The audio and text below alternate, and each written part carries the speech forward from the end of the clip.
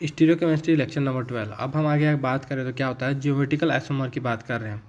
Geometrical isomer का क्या होते हैं, ये कॉन्फ़िगरेशनल के पार्ट है। कॉन्फ़िगरेशनल का ही पार्ट क्या होता है, ज्योमेट्रिकल आइसोमर। और हम जानते हैं कि ऑल ज्योमेट्रिकल आइसोमर क्या होता है, डाइस्टेरियोमर होते हैं। तो जियोमेट्रिकल आइसोमर किसके किसके अलॉन्ग मिल सकते हैं, डबल बॉन्ड के अलॉन्ग मिल सकते हैं, एलियंस के अलॉन्ग मिल सकते हैं, रिंग्स के अलॉन्ग मिल सकते हैं, बाइफिनाइल्स और एरोमेटिक कंपाउंड के अलॉन्ग मिल सकते हैं। तो हम देखते हैं जैसे डबल बॉन्ड में, डबल बॉन्ड जैसे एक डबल बॉन्ड है, उसके आजू बाजू अगर उसके टर्मिनल में एटम अगर सेम जुड़े हुए हैं, उसका टर्मिनल में ए एटम जुड़ा हुआ है एक टर्मिनल में, तो उसमें क्या आ जाता है, प्लेन ऑफ सिमेट्री पाया जाता है। और उसके अलॉन्ग वो कभी भी क्या नहीं देगा, आइसोमर नहीं देगा। उसके लिए हमको क्या चाहिए होगा, उसके जियोमेट्रिकल आइसोमर देने के लिए उसके दोनों सब्स्टिट्यूएंट डिफरेंट डिफरेंट चाहिए और दोनों साइड के ही डिफरेंट डिफरेंट चाहिए। तो वो क्या देता है, अगर सेम सब्स्टिट्यूएंट सेम साइड हो तो वो सीस कहलाएगा, और अगर सेम सब्स्टिट्यूएंट डिस्टेंट साइड हो तो वो ट्रांस कहलाता है। और सेकंड क्वेश्चन होता है इज कॉन्सेप्ट जेड का होता है। अगर सेम साइड में सेम प्रायोरिटी ऑर्डर वाले मॉलिक्यूल हों तो वो क्या कहलाएंगे, जेड कहलाएंगे। और अपोजिट साइड में हो सेम प्रायोरिटी ऑर्डर की तो वो क्या कहलाएंगे, ई कहलाएंगे। इस डबल बॉन्ड के अकॉर्डिंग हम सिस ट्रांस और ई जेड देख सकते हैं। तो प्लेन ऑफ सिमेट्री तो नहीं, हमको इसमें क्या चेक करना रहता है, दोनों साइड सब्स्टिट्यूएंट डिफरेंट डिफरेंट जुड़े हो तब वो जियोमेट्रिकल आइसोमर देगा। सिस ट्रांस और ई जेड का एक दूसरे से कोई रिलेशन नहीं होता। ट्रांस वाला मॉलिक्यूल ई जेड में से कुछ भी हो सकता है, सिस वाला मॉलिक्यूल भी ई जेड में से कुछ भी हो सकता है। जैसे कि हम एक बड़ा सा एग्जांपल देख रहे हैं मॉलिक्यूल, तो उसमें क्या हो रहा है, एक दूसरे के ऊपर देखते हैं कि इन दोनों का देखने में तो क्या लगेगा एक बार में कि सिंगल बॉन्ड के अलॉन्ग रोटेशन हो रहा है और कन्फर्मर्स बन रहे हैं, और ये हो सकता है मॉलिक्यूल आइडेंटिकल हो और रोटेट करने के बाद मॉलिक्यूल शायद तक सेम आ जाए फिर से, पर ऐसा नहीं है। यहाँ क्या हो रहा है, सिंगल बॉन्ड के अलॉन्ग क्या हो रहा है, रोटेशन होने से कन्फर्मर्स जनरेट होता है जिनकी कॉन्फ़िगरेशन सेम होती है। लेकिन यहाँ पर क्या हो रहा है, रोटेशन के बाद अगर ध्यान से देखें तो अगर पहले दोनों का सेंटर का डबल बॉन्ड के पास ई कॉन्फ़िगरेशन था तो बाद में एक का जेड और एक ई हो गया, तो ये आपस में डाइस्टेरियोमर बन गए हैं। अगर हम सेकंड देखते हैं तो डबल बॉन्ड इक्विवेलेंस या डबल बॉन्ड इक्विवेलेंस किसे कहते हैं, कि इसमें जो एक रिंग है उसको एक डबल बॉन्ड के अकॉर्डिंग माना जाता है। तो ये रिंग भी अब क्या दे सकता है, जियोमेट्रिकल आइसोमर दे सकता है। जैसे कि हम 3 मेंबर रिंग देख रहे हैं तो उसमें डिफरेंट डिफरेंट साइड पे कायरल सेंटर बना रहा है वो, और ये क्या करता है, एक बार जो मिथाइल ग्रुप जुड़े हुए हैं दोनों साइड में, एक बार एक दोनों वेज हो सकते हैं, दूसरे टाइम में क्या हो सकते हैं, एक बार वेज एक साइड वेज एक साइड डेस हो सकता है। इस प्रकार से वो सिस ट्रांस दे सकता है। लेकिन इंटरेस्टिंग बात यह है कि अगर यहाँ पर जो ऑप्टिकल इनेक्टिव पार्ट है, क्योंकि एक पार्ट में एक जो सिस आया है उसमें प्लेन ऑफ सिमेट्री लग रहा है, लेकिन सेकंड वाले में क्या हो रहा है कि वो जो सिस ट्रांस है उसका मिरर इमेज भी एक देगा, जो एक दूसरे में क्या रिलेशन आएगा, उसका प्लेन ऑफ सिमेट्री नहीं लगेगा, तो वो एक दूसरे के इनेंसियोमर होंगे। तो ऑप्टिकली एक्टिव पार्ट क्या देता है, 2 देता है। और तो इस प्रकार से 3 फॉर्म इसमें देता है टोटल। तो इसके अलॉन्ग भी जियोमेट्रिकल आइसोमर पॉसिबल है। और इसका जो है एक पार्ट क्या होता है, इनेंसियोमर फॉर्म या ऑप्टिकली एक्टिव फॉर्म भी देता है। जैसे स्टीरियो आइसोमर काउंट करते हैं तो इसमें 2 कायरल सेंटर है, तो उसको 2n-1 प्लस 2n/2-1 से इसको पुट करके हम निकाल सकते हैं कि इसमें देखने में मिलता है कि ऑप्टिकली एक्टिव पार्ट जो है उसके रिजल्ट में 2 आ रहे हैं, ऑप्टिकली इनएक्टिव में 1। तो इस तरह के फार्मूला का भी यहाँ पर वेरिफिकेशन हो जाता है। अगर 4 मेंबर रिंग की बात करें, उसके मेथाइल ग्रुप जुड़े तो उसमें क्या होगा, वो भी सिस ट्रांस देगा, और उसका सेकंड फॉर्म जो ट्रांस है वो भी ऑप्टिकली एक्टिव होकर 2 फॉर्म में एग्जिस्ट कर सकता है। यहाँ देखें तो अगर 4 मेंबर रिंग में 1-2 पोजीशन पे जुड़ा हुआ है मिथाइल, अगर 1-3 पोजीशन में जुड़े तो सिस फॉर्म में हो या ट्रांस फॉर्म में हो, दोनों में प्लेन ऑफ सिमेट्री पास करेगा और दोनों ऑप्टिकली इनएक्टिव रहेंगे। तो यहाँ पर जो ऑप्टिकली एक्टिव फॉर्म होता था ट्रांस, वो नहीं होगा, तो यहाँ पर सिर्फ 2 फॉर्म में एग्जिस्ट करेगा, ना कि 3 फॉर्म में। अब यहाँ पर एक देख रहे हैं डबल बॉन्ड है, 5 मेंबर रिंग है, तो डबल बॉन्ड के अलॉन्ग क्या है, सेम टर्मिनल में एटम है, तो वो कभी भी क्या नहीं देगा, जियोमेट्रिकल आइसोमर। उसके लिए क्या चाहिए, दोनों साइड डिफरेंट डिफरेंट जुड़ा होना चाहिए दोनों टर्मिनल पे। लेकिन 5 मेंबर रिंग में क्या है, क्योंकि रिंग हमको क्या देता है, हम जानते हैं जियोमेट्रिकल आइसोमर। तो इसमें जो मेथाइल ग्रुप हो गए हैं, एक बार सिस रहेंगे एक बार ट्रांस, तो इसके अलॉन्ग क्या पॉसिबल हो सकता है, हमारा जियोमेट्रिकल आइसोमर पॉसिबल हो सकता है। ये भी देख लिया हमने। हम नेक्स्ट एग्जांपल देखते हैं, उसमें क्या आता है, बीच का जो डबल बॉन्ड है वो बिल्कुल भी नहीं दे रहा है क्या, ज्योमेट्रिकल आइसोमर, क्योंकि इसके टर्मिनल सेम है, लेकिन इसके बाजू में जुड़े हुए जो दो डबल बॉन्ड है वो ज्योमेट्रिकल आइसोमर दे सकते हैं, उसके टर्मिनल डिफरेंट है। अब हम देखते हैं ये दो 3 मेंबर रिंग है, उसमें क्लोरीन तीनों के तीनों एक ही साइड जुड़ा हुआ है, मतलब कि एक अपर अपवर्ड डायरेक्शन में। तो एक बार हम क्लोरीन को नीचे डायरेक्शन में कर सकते हैं, इस प्रकार से 2 आइसोमर पॉसिबल हो सकता है। अगर हम और एक क्लोरीन को नीचे की ओर करें तो वो सेम फर्स्ट का आइडेंटिकल हो जाएगा, मतलब कि और एक जो नीचे किए थे उसी का आइडेंटिकल हो जाएगा। उसको रोटेट करके हम सेम कर सकते हैं, तो रोटेट करने के बाद सेम आ जाए तो वो क्या हो जाता है, आइडेंटिकल हो जाता है। अब हम देखते हैं quasi aromatic compound. Quasi aromatic में 4n+2 पाई इलेक्ट्रॉन का रेजोनेंस पाया जाता है। क्वासी एरोमेटिक वो होते हैं जो पहले तो एंटी एरोमेटिक रहते हैं, लेकिन उसका बीच में जो डबल बॉन्ड पाया जाता है उसको अगर शिफ्ट करते हैं एक साइड, तो एक में प्लस चार्ज जनरेट हो जाता है, एक में माइनस चार्ज जनरेट हो जाता है, और इसके कारण दोनों रिंग जो हैं आपस में एरोमेटिक हो जाते हैं। तो ऐसे मोलिक्यूल को क्या बोलते हैं, क्वासी एरोमेटिक बोलते हैं। तो जैसे कि हम देखें, फर्स्ट एग्जांपल क्वासी एरोमेटिसिटी को फॉलो नहीं कर रहा है, लेकिन सेकेंड एग्जांपल क्वासी एरोमेटिसिटी को फॉलो कर रहा है। तो क्वासी एरोमेटिसिटी को फॉलो करने का क्या होता है, उसमें सिंगल बॉन्ड के अलॉन्ग रोटेशन पॉसिबल होता है।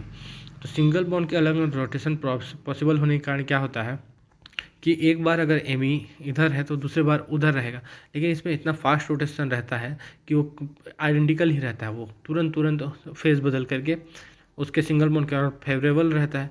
तो वो कभी भी क्या नहीं होता, ऐसा फॉर्म ज्योमेट्रिकल आइसोमर नहीं देता।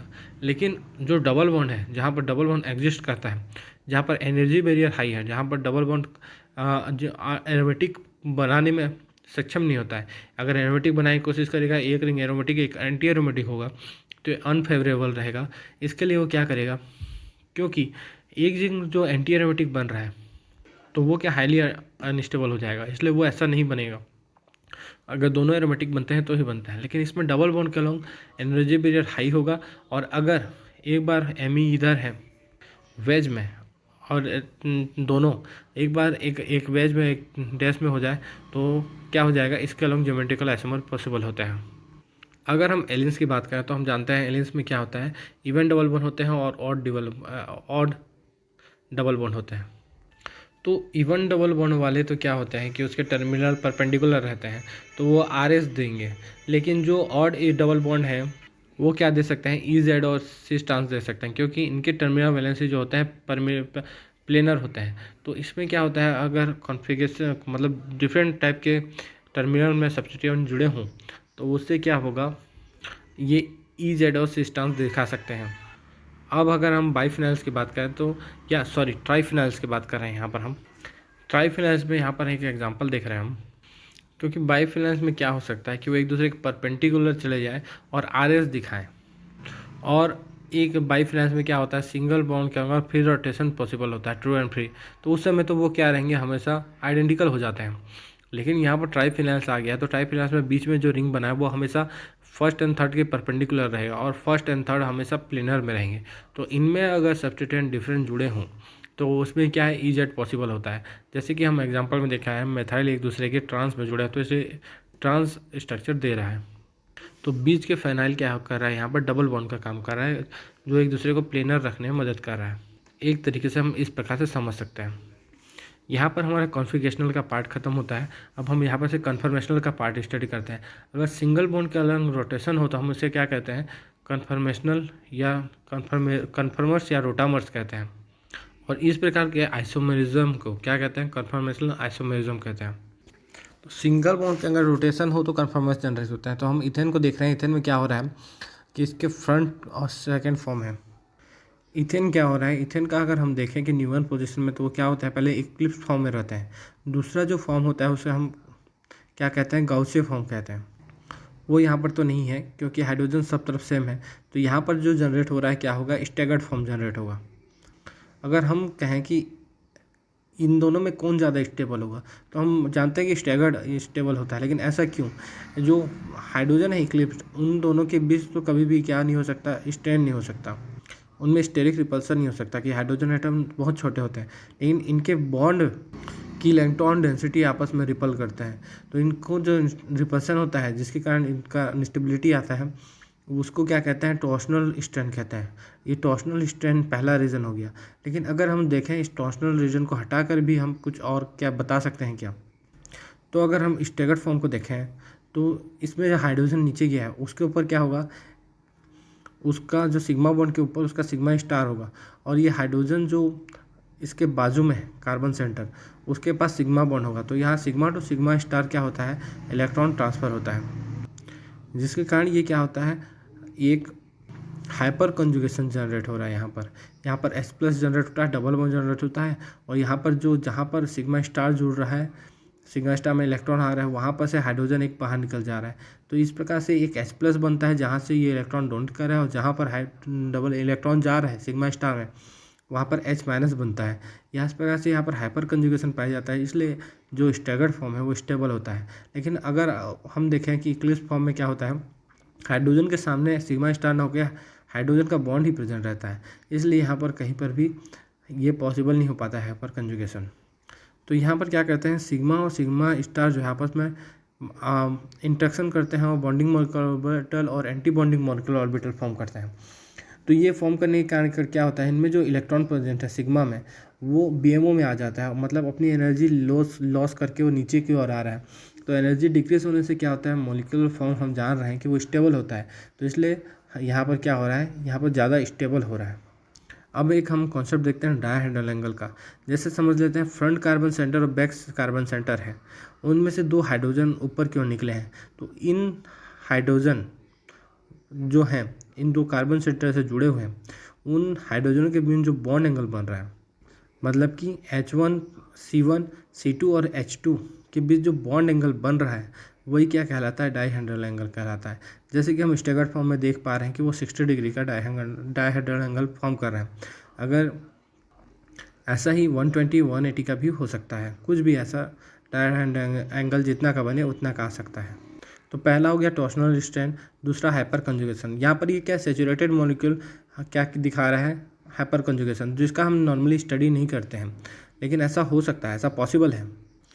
जैसा कि हम एग्जाम्पल के थ्रू पर देखें कि डबल बॉन्ड रहता है, तो अगर उसमें हाइड्रोजन शिफ्ट होता है तो ये क्या करता है, pi star to sigma star करता है, क्योंकि पाई डबल बॉन्ड का पाई स्टार प्रेजेंट रहता है, जिसमें सिग्मा इलेक्ट्रॉन डोनेट करके वहाँ पर डबल बॉन्ड बनाता है और दूसरे और माइनस चार्ज आता है और H प्लस बाहर निकल जाता है। तो ये क्या होता है, pi star to sigma star interaction रहता है।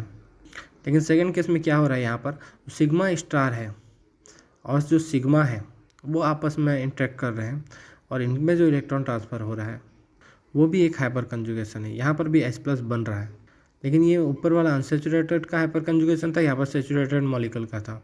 अगर देखें सिग्मा टू पाई स्टार की दूरी क्या होती है, बहुत कम रहती है, तो इसलिए ऊपर वाला जो होता है वो फेवरेबल रहता है और बहुत बार होता है, इसलिए हम जनरली इसकी स्टडी करते हैं। लेकिन सिग्मा टू सिग्मा स्टार की दूरी बहुत ज़्यादा रहती है, तो ये बहुत पुअर होता है और बहुत कम केस में देखा जाता है, इसलिए इसकी स्टडी हम ज़्यादा नहीं करते हैं, लेकिन ऐसा पॉसिबल होता है। अगर हम एनर्जी वाइज मॉलिक्यूल की अगर स्टडी करें तो ये थर्ड कॉन्सेप्ट होगा। पहला टॉर्शनल स्ट्रेन हो गया, दूसरा हमने sigma two sigma star stability देख लिया, थर्ड होगा क्या, ये स्ट्रेन इम्पोज्ड इन मॉलिक्यूल या एनर्जी बेस में इसका स्टडी करना। तो स्ट्रेन इम्पोज्ड के कारण जो अनस्टेबिलिटी आती है उसकी को हम स्टडी करेंगे। ये एक एनर्जी है जिसके कारण क्या होगा, अनस्टेबिलिटी आएगी। जैसे हाइड्रोजन जैसे एथेनॉल का मॉलिक्यूल है, तो उसमें हाइड्रोजन तो रिपल्सन नहीं करता है, लेकिन इनके बॉन्ड के बीच जो रिपल्सन होता है वो 1 किलो कैलोरी पर मोल का क्या होगा, रिपल्सन करता है, उतनी ही अनस्टेबिलिटी क्रिएट करता है। और अगर इसी के स्टैगर्ड फॉर्म में देखें तो ये 0 हो जाता है। अगर यहीं पर एक फ्रंट सेंटर में मेथन जुड़ जाए और मेथन और हाइड्रोजन के बीच जो बॉन्ड में क्या होगा, बॉन्ड में तो 1 किलो कैलोरी का पहले से रिपल्सन आ रहा था, लेकिन मेथन जुड़ने के कारण यहाँ पर क्या होगा, मतलब कि मेथाइल ग्रुप जुड़ने के कारण CH3 जुड़ने के क्या बल्कि ग्रुप है, तो वो स्ट्रेन करता है। तो इस प्रकार के स्ट्रेन को क्या कहेंगे, स्टेरिक स्ट्रेन कहेंगे। टॉर्सन स्ट्रेन किसे कहते थे, बॉन्ड के बीच के स्ट्रेन को। यहाँ पर के स्ट्रेन को क्या बोल रहे हैं, स्टेरिक स्ट्रेन। तो यहाँ पर क्या आ जाता है, 1.4 किलो कैलोरी पर मोल का स्ट्रेन आ जाता है। लेकिन यही अगर जब स्टैगर्ड फॉर्म में चला जाता है तो 0 किलो कैलोरी पर मोल इसमें रिपल्सन रहता है, मतलब कि अनस्टेबिलिटी आता है। इसकी जितनी एनर्जी ज़्यादा है उतनी ही वो अनस्टेबिलिटी को दिखा रहा है, वो अनस्टेबिलिटी की एनर्जी है। हम थर्ड फॉर्म को देखते हैं, क्या होता है, डबल मिथाइल आ जाता है। डबल मिथाइल आने के कारण यहाँ पर बहुत ज़्यादा हाईली रिपल्सन होता है, जिसके कारण इसकी 3.4 किलो कैलोरी पर मोल की रिपल्स क्या आ जाता है, अनस्टेबिलिटी आ जाता है। इस प्रकार के रिपल्सन को यहाँ पर भी क्या कहेंगे, स्टेरिक रिपल्सन कहेंगे। अगर इसके स्टैगर्ड फॉर्म को देखा तो स्टैगर्ड फॉर्म में क्या हो जाएगा कि इसमें क्या होता है, हाइड्रोजन हाइड्रोजन मॉलिक्यूल जो ये जो मेथाइल ग्रुप जुड़े हुए हैं वो बल्कि हैं, बल्कि होने के कारण क्या होता है, इसके हाइड्रोजन हाइड्रोजन आपस में क्या करते हैं, इंटरेक्ट करते हैं।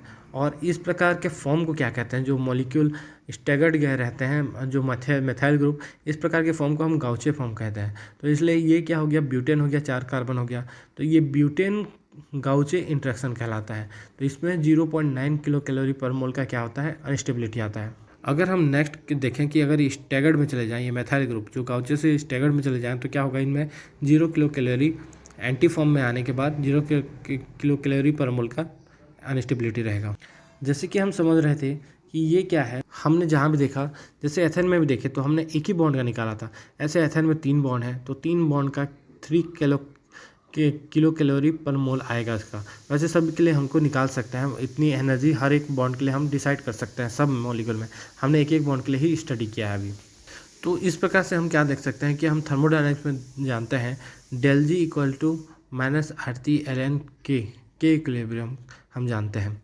तो इस फॉर्म को हम कैसे, फार्मूला को कैसे यूज़ कर सकते हैं, जैसे अगर हम देखें कि जब कोई बनता है, पहला तो क्या रहा होगा, इक्लिप्स है, इक्लिप्स से अगर स्टैगर्ड बन रहा है एनर्जी में, तो इनके बीच में क्या है, एक इक्विलिब्रियम अगर स्टेबलाइज हो गया, तो इस इक्विलिब्रियम आने के कारण 25 डिग्री सेल्सियस और 20 जिसे 298 केल्विन भी कहते हैं, उसमें अगर के इक्विलिब्रियम स्टेबलाइज्ड हो गया, तो के इक्विलिब्रियम इक्वल्स टू क्या होता है, प्रोडक्ट अपॉन रिएक्टेंट होता है। तो यहाँ प्रोडक्ट क्या है, स्टैगर्ड है, क्योंकि ये स्टेबल फॉर्म है, यहाँ 0 किलो कैलोरी पर मोल एनर्जी है, तो ये मोर स्टेबल है, तो इसलिए प्रोडक्ट हो गया। और इक्लिप्स क्या हो गया, रिएक्टेंट हो गया। तो यहाँ पर जो क्या हो जाएगा, क्योंकि हम जानते हैं कि स्टैगर्ड फॉर्म ज़्यादा स्टेबल है, तो इसलिए हमेशा के इक्विलिब्रियम जो है हमेशा 1 से ज़्यादा आएगा। अब इसको हम del G equal to -RT ln के में सबस्ट्रेट अपॉन मतलब स्टैगर्ड अपॉन इक्लिप्स फॉर्म में रख सकते हैं। तो हमको सबसे पहले क्या करना पड़ेगा, यहाँ एनर्जी इसकी क्या है, 2 किलो कैलोरी, मतलब -3, मतलब पहले हमको डेल जी निकालना पड़ेगा। डेल जी कितना आ रहा है इसमें, प्रोडक्ट की एनर्जी माइनस रिएक्टेंट की एनर्जी करना पड़ेगा। तो यहाँ पर 0-3 किलो कैलोरी पर मोल आएगा। तो इसमें -3 किलो कैलोरी पर मोल को हमको क्या में ट्रांसफ़र करना पड़ेगा, कैलोरी पर मोल में करना पड़ेगा। उसको हम 1000 से डिवाइड मतलब मल्टीप्लाई कर देंगे, तो ये क्या हो जाएगा, -3000 कैलोरी पर मोल, क्योंकि आर जो होता है उसका वैल्यू हम जानते हैं 2 और कुछ पॉइंट में कुछ रहता है, कैलोरी रहता है। तो ये 2 कैलोरी रहता है, तो हम कैलोरी में ही इसको पुट कर सकते हैं वैल्यू को। तो इस प्रकार हम जो देखते हैं, अगर del G equal to minus क्या हो जाएगा, 3000 इक्वल टू -2 इंटू 298 है उसका टेम्परेचर है, और इसमें जो लॉग होगा, तो लॉग आने के बाद एस अपॉन ई तो नहीं कर सकते, एल के बाद लॉग नहीं, सॉरी एल के बाद एस अपॉन ई नहीं कर सकते, क्योंकि इसमें वेरिएबल्स 2 नहीं हो सकते, एक वेरिएबल्स होगा। तो वेरिएबल्स एक करने के लिए हमको क्या करना पड़ेगा, मोल फ्रैक्शन में लाना पड़ेगा। हम देखेंगे कि टोटल मॉलिक्यूल कितने हैं, वो क्या होंगे, ए होंगे, 1 होगा। अब हम देखते हैं उसमें अगर क्या है कि स्टैगर्ड वाला एक्स है, तो हम देखेंगे स्टैगर्ड एक्स है, तो 1 - x करने पर क्या आ जाएगा, इक्लिप्स्ड आ जाएगा। तो इक्विलिब्रियम में हम ये कर सकते हैं मोल फ्रैक्शन के लिए कि अगर x इतना है तो 1 - x करने पर दूसरा मॉलिक्यूल होगा, क्योंकि मोल फ्रैक्शन यही बोलता है कि दोनों का योग क्या होगा, 1 के बराबर होगा। अगर तो इसको हम एक वेरिएबल में ले आए, 1 - x ऊपर में पुट कर देंगे, x कर देंगे, और इसका हम फार्मूला से फिर वेरिएबल को सॉल्व करके इसका वैल्यू निकाल लेंगे। जो वैल्यू आएगा वो मोल फ्रैक्शन में आएगा, जिसको 100 से मल्टीप्लाई करके हम क्या कर सकते हैं, परसेंटेज में चेंज कर सकते हैं। इसी प्रकार हम नेक्स्ट एग्जांपल में इस चीज़ को पुट कर करके देख सकते हैं। जैसे यहाँ पर नेक्स्ट एग्जांपल में क्या है, 3.4 जो है स्टैगर्ड का है, और जो है 0 क्या है, सॉरी 3.4 जो है इक्लिप्स का है, 0 स्टैगर्ड का है। तो इस वैल्यू से हम उसको उस फार्मूला में रख के इसका भी परसेंटेज निकाल सकते हैं कि इसमें इक्लिप्स फॉर्म का कितना है परसेंटेज और स्टैगर्ड फॉर्म का कितना है परसेंटेज।